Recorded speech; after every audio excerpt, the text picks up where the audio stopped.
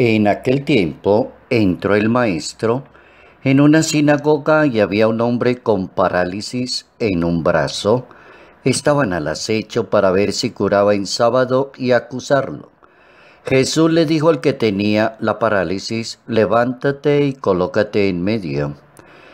Y a ellos les preguntó: ¿qué está permitido en sábado? ¿Hacer lo bueno o lo malo? ¿Salvarle la vida a una persona o dejarla morir?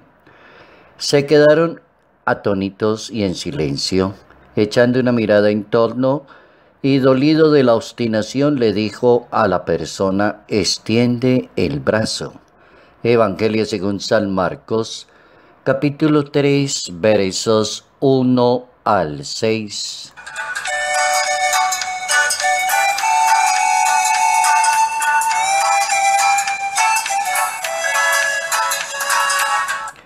Un buen argumento disipa la duda y disuelve un conflicto e enseña una gran verdad.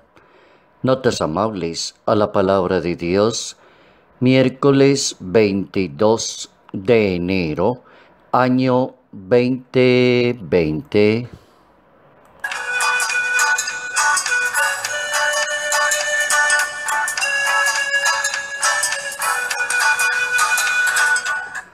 ¿Cómo entender una situación que sucede entre fariseos, herodianos, entre personajes que circulan dentro de una comunidad y se creen las autoridades con la última palabra? Aparecen dos autoridades que se llaman fariseos y herodianos en la Sagrada Escritura. Los fariseos, ellos tienen la autoridad religiosa, y los herodianos tienen la autoridad civil. Y ambas autoridades se enfrentan a Jesús de Nazaret. En este caso, Jesús es el que abre el conflicto. En casos anteriores de encuentros con Jesús, son ellos los que colocan el conflicto. ¿Por qué cura usted en sábado? Ellos proponen la discusión. Aquí la discusión es al contrario, porque el Señor se da cuenta de una persona que está limitada, que tiene paralizado un brazo, que no puede movilizarse, y Él arregla la situación. Le dice al que tiene la parálisis: levántate y ponte aquí en medio, y se abre la discusión. Y se abre la enseñanza, la gran moraleja para nuestra vida espiritual, para entrar a pensar qué es lo que yo debería hacer. Si yo debo salvarle la vida a una persona, si yo debo condenar a una persona, si yo dejo morir a una persona, si yo no le concedo el perdón a otra persona, o decirle a una persona: le perdono, pero no se me va a olvidar lo que usted me hizo o lo que usted habló de mí. El asunto se pone complicado en materia de vida espiritual, de fe y materia ética personal. ¿Cómo vive una persona bien la religión si fuese un fariseo? Si fuese una persona que dice que tiene autoridad en materia de religión. Y cómo el Hijo de Dios educa y lo hace con un buen argumento y disuelve el conflicto. ¿Qué está permitido en sábado?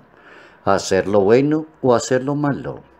¿Qué está permitido? ¿Salvarle la vida a una persona o dejarla morir?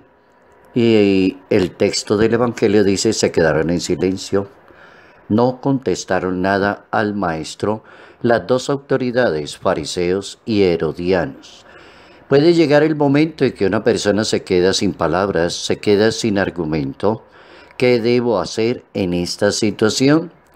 ¿Qué debo hacer ante esta persona limitada? ¿Qué debo hacer ante esta persona que implora perdón, implora caridad, implora misericordia? ¿Qué debo hacer con una persona que no quiere que las cosas queden así, que las cosas se arreglen en las buenas relaciones entre las personas? ¿Será que las personas que practicamos una religión permitimos o nos decidimos por continuar con el odio, continuar con el silencio, no dar la oportunidad, no abrirse al diálogo?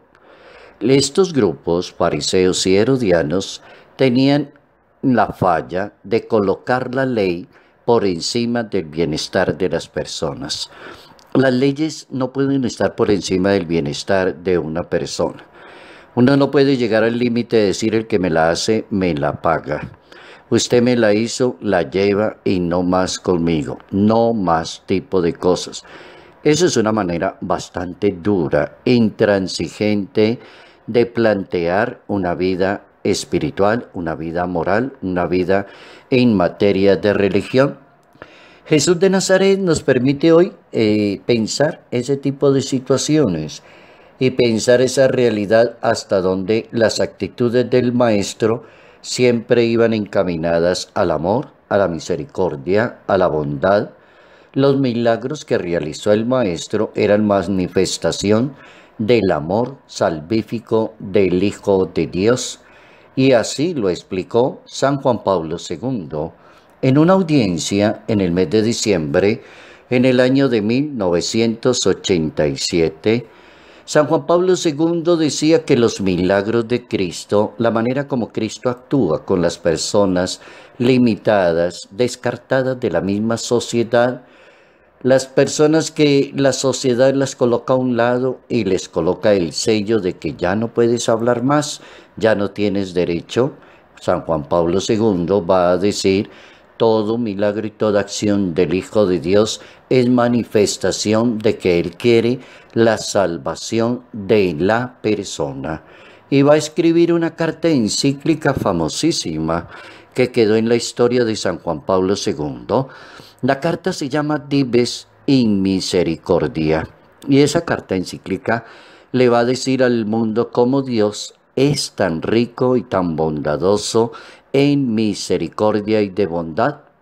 Y se le puede preguntar a cualquier ser humano hasta dónde yo soy rico en bondad y en misericordia con los demás.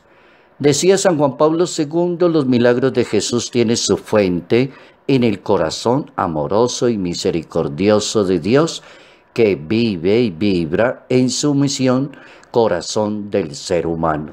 Los milagros, por tanto, terminaba el discurso del Papa San Juan Pablo II diciendo, los milagros son para el hombre, son obras de Jesús, en armonía de la redención, restablecen allí donde se anida el mal, donde hay desorden y desconcierto.